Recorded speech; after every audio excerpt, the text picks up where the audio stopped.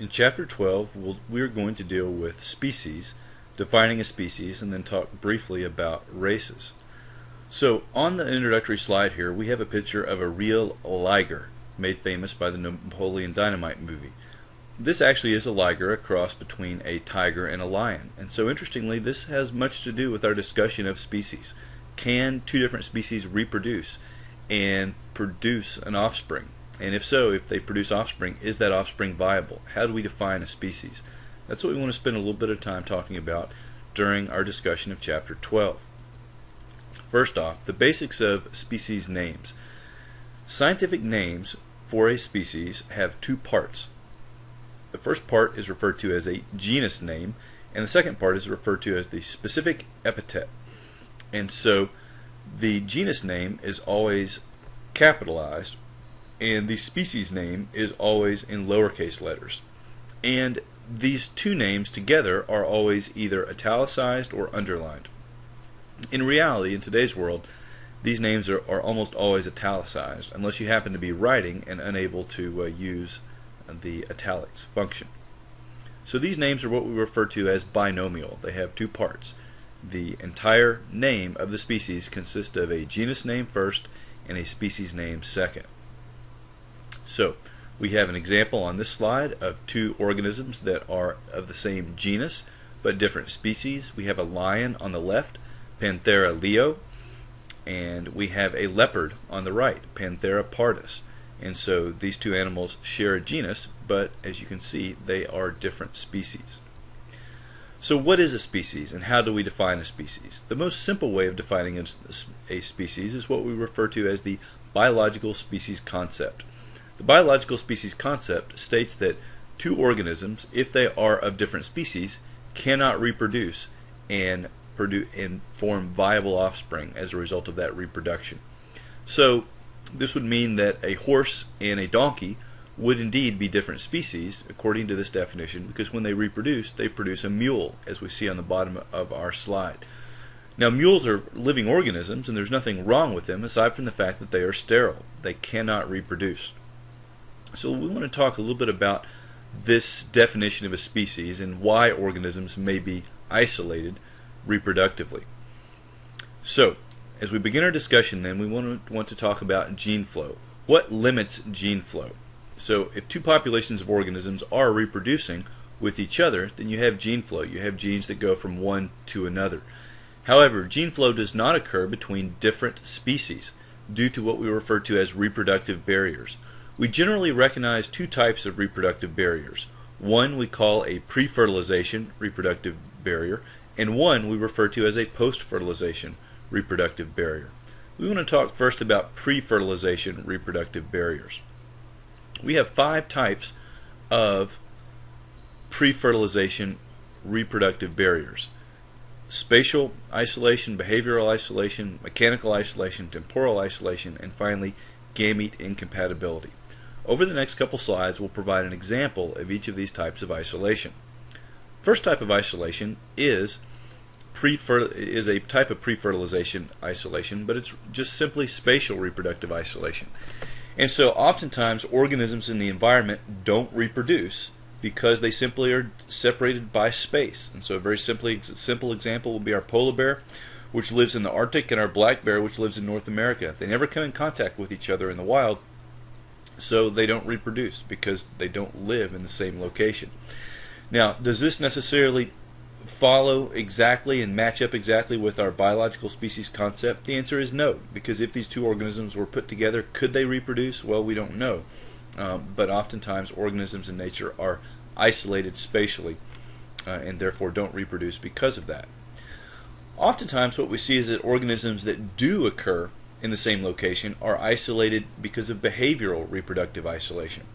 So on the screen we see one of the most famous examples of that. We see the blue-footed booby. So interestingly, we have our male located on the left who's trying to impress the female on the right. He goes through an elaborate dance and then ending with what's called a pointing display. And the female looks at his behavior and says, okay, I recognize that, and that'll work for me. I'll reproduce here. And so birds are a very common example of reproductive isolation. If they're not dancing as the blue-footed booby is, then the calls of birds serve as a mechanism of reproductive isolation. If a bird doesn't recognize another bird's call, then it's not going to reproduce with that bird. So the third example of the third mechanism of reproductive isolation that we have is mechanical reproductive isolation. So we very simply have sexual organs that don't fit, that are incompatible. Oftentimes in the insect world we have these genitals that are relatively complex, and so the genital of one species won't match with the genital region of another species. In the mammal world we have the possum. So fascinatingly, what we're looking at in the screen here is the penis of a possum. Possums have a double-pronged penis, and of course the female has a double-pronged vagina, and so this is not seen in raccoons or skunks or other animals that are of approximately the same size. And so of course they are certainly reproductively isolated simply because of the shape of their genitals. They can't reproduce with other organisms that they might otherwise be able to reproduce with. Oftentimes organisms are isolated reproductively because of the time of the year at which they reproduce. So on the screen, on the left-hand side of the screen, we have a rainbow trout. On the right-hand side of the screen, we have brook trout. These are two species of cold water fish. They're often found together in the same streams, but they rarely hybridize. They rarely reproduce with one another because rainbow trout spawn, in other words, they reproduce in the spring. Brook trout spawn or reproduce in the fall. So because they're reproducing at different times of year, it's unlikely that they would reproduce with one another. Finally, we'll mention the last pre-zygotic mechanism of reproductive isolation, which is gamete incompatibility.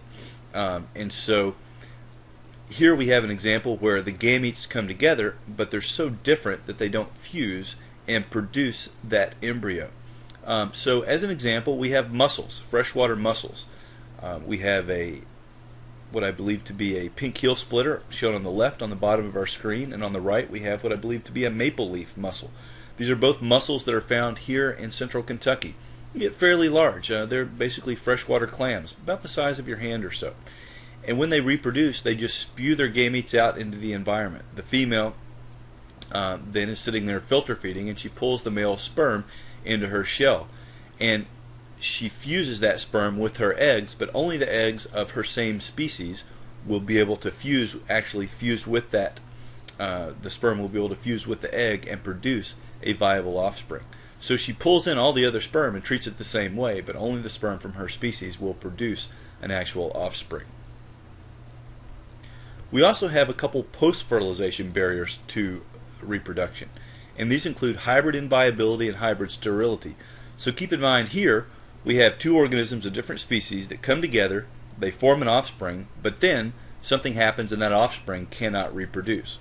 So first off, we have hybrid inviability. This means that two organisms from two different species come together, let's say a sheep and a goat, come together and they reproduce. Well, fertilization can occur. A single-celled embryo called a zygote is produced, but that zygote dies very early in development. It doesn't go on and form a full-term offspring that can be born. So interestingly, hybrid inviability then means that most oftentimes, at least, that hybrid is not going to even go to full term and be born. You can produce a hybrid, but it's not very strong and it does not survive. Now on the other hand, interestingly, you can also have a post-fertilization mechanism of reproductive isolation referred to as hybrid infertility. So we're very familiar with this. So we have a horse shown in our diagram here, and we have a donkey. A horse and a donkey reproduce to form a mule. Interestingly, the horse has 64 chromosomes, the donkey has 62 chromosomes, and so the mule has 63 chromosomes. If you think back to our discussion of meiosis in this class, you realize that at meiosis all the chromosomes have to line up in pairs in order to produce viable gametes, in other words, eggs and sperm that can go out and make offspring. The mule has an odd chromosome. It has all the pairs line up, except all the chromosomes arrange themselves into pairs except for one oddball that doesn't have a partner. And this prevents the mule from producing eggs or sperm that are actually viable. So interestingly, in this case, we have an example of an organism or two different species that produce a hybrid that is very viable. It does live, but it's not able to produce offspring. It is sterile.